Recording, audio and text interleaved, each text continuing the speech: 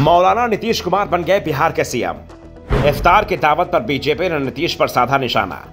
नीतीश की रोजा इफ्तार की दावत आई विवादों में।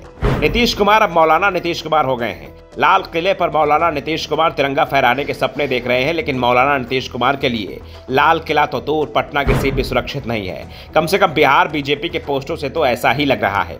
पटना की सड़कों पर पोस्टर दिख रहे हैं। पोस्टर बीजेपी की ओर से लगाए गए हैं। पोस्टरों में नीतीश कुमार को मौलाना टोपी पहने दिखाया गया है और जो कुछ लिखा है उससे नीतीश कुमार नाराज होंगे या खुश, इसका अभी पता नहीं चल पाया है। पटना में बीजेपी दफ्तर के बाहर लगे पोस्टरों में लिखा हुआ है, लाल किले के बैकड्रॉप में मौलाना टोपी पहनकर पीएम का सपना देखने वाले 2024 में शून्य पर आउट हो जाएंगे।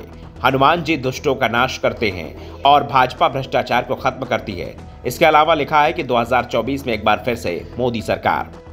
बीजेपी दफ्तर पर लगा ये पोस्टर पार्टी नेता लव कुमार सिंह की ओर से लगाया गया है। बिहार बीजेपी के प्रवक्ता निखिल आनंद ने भी नीतीश के इफ्तार पर सवाल उठाए हैं। उन्होंने सवाल किया है कि बिहार इस समय सांप्रदायिक टकराव से जूझ रहा है और नीतीश कुमार मौलाना टोपी पहनकर इफ्तार पार्टी का जश्न मना रहे हैं।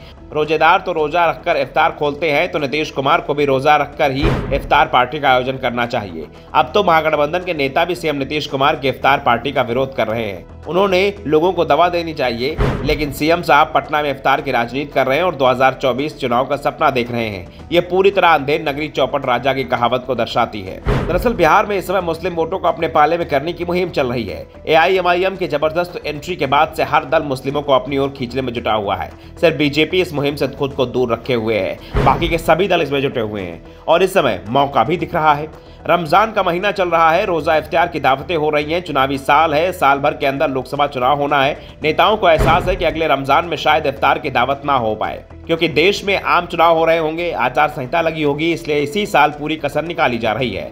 बिहार में तो इफ्तार का क्रेज कुछ अलग ही होता है। पिछले 30.5 साल से भी ज्यादा वक्त से सीएम कोई भी हो, सीएम आवास पर इफ्तार की दावत जरूर होती है। इस बार हुई, लेकिन कई सवालों में फंस गई।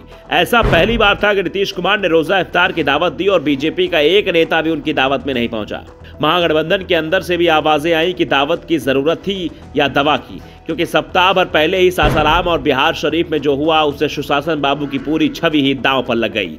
बिहार में लंबे समय के बाद सांप्रदायिक टकराव हुआ था। सवाल नीतीश कुमार पर उठ रहे हैं। बीजेपी को ज्यादा ही तीखे सवाल कर रही थी, पूछ रही थी कि लालू के साथ दोस्ती निभाने के लिए और क्या क्या करेंगे नीतीश कुमार। नीतीश कुमार की इफ्तार पार्टी में महागठबंधन के सभी दल दिखाई दिए, लेकिन विरोध के सुर भी सुनाई दिए। कांग्रेस के कई नेताओं ने सीएम के इफ्तार से दूरी बना ली। कांग्रेस नेता आजमी बारी ने भी सीएम के इफ्तार का विरोध किया। आजमी बारी ने पहले सोशल मीडिया पर लिखा कि मुसलमानों के दुख पर मरहम रखने की जरूरत है, न कि इफ्तार पार्टी की। उन्होंने सोशल मीडिया पर बिहार सरकार की ओर से भेजा गया निमंत्रण कार्ड का फोटो भी डाला है, लेकिन उस पर बायकॉट की मुहर लगी है। बारी ने कहा कि सिर्फ मैं ही नहीं, खानकाह की और देश की बड़ी संस्था इमारत शरिया ने भी मुख्यमंत्री के इफ्तार पार्टी का विरोध किया है।